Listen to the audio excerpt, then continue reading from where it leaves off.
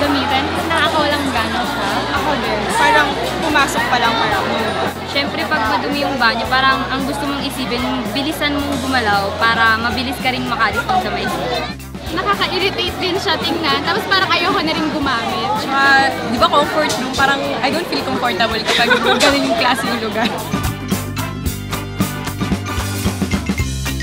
Minsan po kasi pagpasok, parang ang dumi-dumi po nung sahig or di kaya yung mismong toilet mismo na upuan. Eh, hindi mo alam kung alis na lang ba ako or go na lang dito. Hindi ka na masyadong mag-freshen up sa mukha. Wala nang powder, diretso na lang.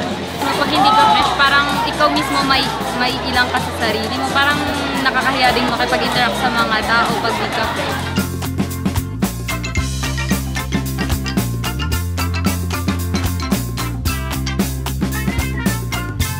Kapag fresh ka inside, nagagawa mo lahat ng gusto mong gawin.